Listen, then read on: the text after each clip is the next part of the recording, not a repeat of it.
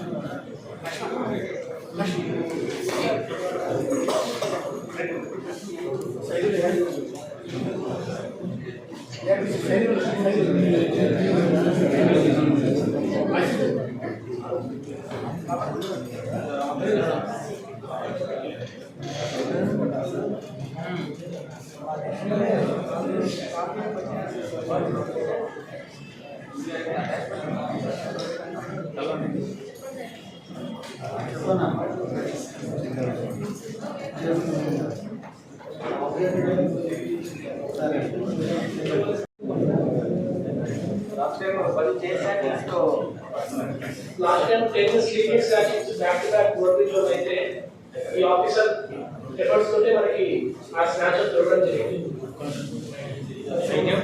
శోభన్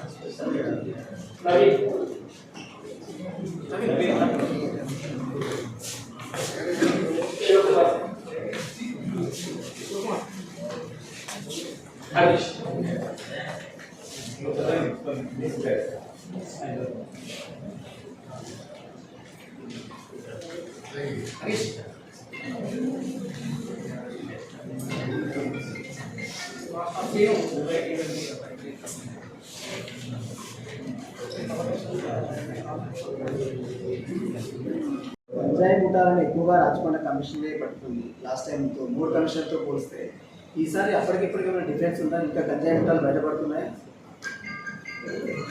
ఎలా నిఘా ఏర్పాటు చేస్తారు గంజాయి ముఠాలు? లేదు, నిఘా ఉంది, కంటిన్యూ చేస్తున్నాము. వాళ్ళు మన నిఘా ఉంది కాబట్టి వాళ్ళు కొంచెం తగ్గించారేమో అని మేము అనుకుంటాం. బట్ డిఫరెంట్ మెథడ్స్ లో రీచ్ అవ్వడానికి ట్రై చేస్తారు. Demand is there, supply will be always there. మనం ఎప్పుడైతే డిమాండ్ పెంచేస్తామో సప్లై ఎక్కువ, సప్లై అవుతున్నప్పుడు డిమాండ్ ఉంటుంది, రెండింటిని మనం ఈక్వల్ గా కంటిన్యూ చేస్తాం. Thank you boss. వాళ్ళతో మేము దగ్గర ఇంటరాక్షన్ ఉన్నాం, వాళ్ళు ఎన్యూమరేట్ చేసుకోవడం జరిగింది. వాళ్ళు ఏమేమి వృత్తుల్లో ఉంటున్నారు కూడా ఉంటున్నారు. వాళ్ళు మన ప్రభుత్వం పాలసీ ప్రకారం ఇక్కడ ఉండడం జరుగుతుంది కాబట్టి మనము చట్ట ప్రకారం ఏం చేయాలో అది చేస్తాం. But ever legally assign to us in this act we settle to that. Sir ఇప్పుడున్న వాళ్ళలో బంగ్లాదేశీస్ ఉన్నారా సార్ ఎవరైనా, లేదంటే ఓన్లీ బర్మా అండ్ మయన్మార్కి సంబంధించిన వాళ్ళు ఉన్నారా?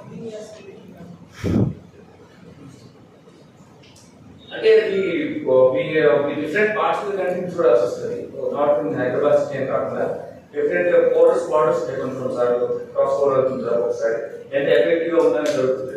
అన్నింటినీ కలుపుకొని చెప్పాలి. ఐ కాంట్ కామెంట్ ఆన్ సరే, ఇప్పుడు ఉన్నటువంటి వాళ్ళతో వాళ్ళ రిలేటివ్స్ ఉన్నటువంటి బంగ్లాదేశ్లో ఉన్నటువంటి వాళ్ళు ఇక్కడికి రావడానికి ప్రయత్నాలు జరుగుతుంటే మీరు పోలీసులు ఎట్లా అంటే నిఘా ఏర్పాటు చేస్తారు? చెప్పం బాగా. I don't think I'm not competent to speak on that. ఇక్కడ ఉన్నదే నా ఏర్పాటు చేస్తాను. handling law and order situations, I focus on that. Different agencies, different operations ఉంటాయి. నిఘా అయితే ఉంటుంది. అట్లీస్ట్ ఏగా ఉంటుంది. మన దేశం సంస్కృతిని, మన ఇంటర్నేషనల్ రిలేషన్స్ లో మన స్టాండర్డ్ ఆఫ్ 40% దాని ప్రకారం గవర్నమెంట్ స్టాండ్ ఏది ఉంది దాని ప్రకారం మేము చేస్తాం. సార్ ఫైనల్ గా ఇప్పుడు ఈ అంటే 3 కమిషనర్ల పరిధిలో దొంగతనాలు బాగా జరిగింది సార్. లాస్ట్ మన మంత్స్ చూస్తే ఈ కొత్త చిన్న దొంగలు ఇళ్ళలో లాక్ కానీ ఇవన్నీ పెరిగింది డిస్ట్రిక్ట్ లో కానీ ఇక్కడ కానీ మన బార్డర్లో. దాని మీద మీరేమంటారు? దొంగతనాల కన్నా సైబర్ క్రైమ్ బాగా పెరిగింది. దొంగతనం పెరగలేదు, గవర్నమెంట్ పెరిగింది సార్. దాంట్లో ఉండొచ్చు. లాస్ట్ ఇయర్ లెక్కలు తీస్తాను మీరు రెండింటిని చూపిస్తాను. సైబర్ క్రైమ్ చాలా పెరిగింది. సైబర్ క్రైమ్ లో పెరగడానికి కారణం ఏంటంటే ఒక్కొక్కసారి మనమే గ్రీడీగా ఉంటున్నాము, గలీగా ఉంటున్నాము. కొన్నిసార్లు వాళ్ళు మోర్ ఇంటెలిజెంట్ ట్రాక్ వస్తారు. అది సైబర్ క్రైమ్ లో అఫెన్స్ లో అవుతుంది. యాక్చువల్లీ మన entire annual press conference press meeting కదా ఫిగర్స్ ఎందుకు మనకు డిసడ్వాంటేజ్ అవుతున్నాయంటే లాస్ట్ ఇయర్ పెరిగినట్టు సైబర్ క్రైమ్ నుంచి 30 to 35% కేసెస్ సైబర్ క్రైమ్ నుంచి వస్తున్నాయి.